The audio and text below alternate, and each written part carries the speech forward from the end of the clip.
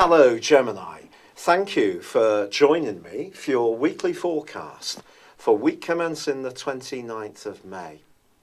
The brilliant, dazzling energy that was created last week in your zodiac sign still leaves you in an enormously strong position. And there are two influences this week which can help you to capitalize on the Gemini new moon, the arrival of the sun in your sign, and the continuing transit of Mars, to really push forwards and be even more progressive.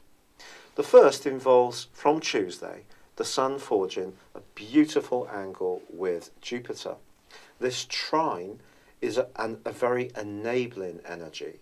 Jupiter is the planet of growth, and it's been since last September in the part of your situation that's to do with creativity, to do with really fulfilling your wishes, to being much more self-confident about your personality, your key characteristics. So this is going to be energized even more.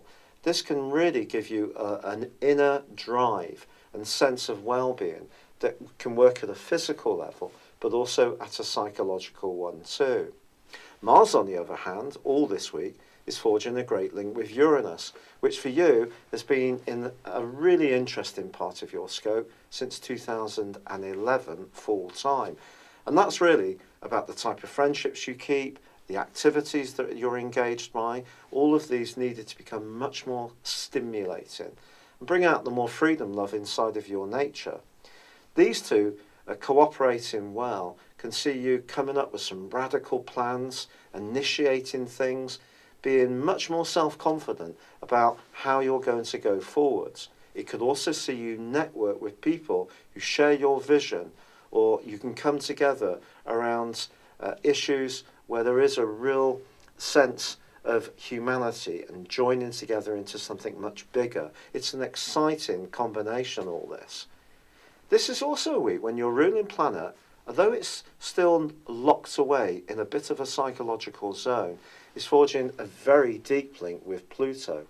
So if there is something that you want to think about and understand that's much more to do with your deeper motivations, or perhaps those of someone you encounter, from Tuesday to Thursday, that will really help you. But there is a quarter moon which occurs on Thursday, and it's possible that someone very close to you may not get all the things that you're trying to achieve at the moment. There's such a lot of energy and excitement around you. You're wanting basically to get a lot of good feedback. If you don't get it, that can be disappointing. Ironically, the sun also is squared up as the week draws to a close by Neptune. Neptune, of course, more recently was in a right angle with Mars. One of the downsides of this particular aspect is that your physical vitality could suddenly not be quite so solid as you experienced earlier in the week. But there is an opportunity here, and I think it's just about being realistic about the big picture. So if you're starting new things or rejuvenating ongoing strands, you still need to be realistic about how they're going to be perceived by people in more orthodox positions, the bank manager, the business advisor, perhaps some older people in your family or friends. But it doesn't mean to say that Neptune should completely take the wind out of your sails. It could actually in some ways be almost a good modifying factor on such a lot of enthusiasm and verb which is pulsating around your situation earlier in the week. But just be prepared for it and the quarter moon, and I think you'll deal with things much better.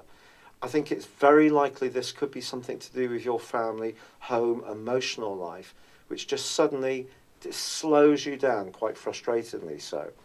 But if you can really be very focused in what you're trying to achieve, you're not too worried about what other people think and what they're saying, then that's very, very good. Sometimes we have to be single-minded, but it's just cute to just stay aware of the expectations and perhaps in some ways just be a little bit flexible. It's been a real pleasure being with you, Gemini. Good luck and goodbye for now.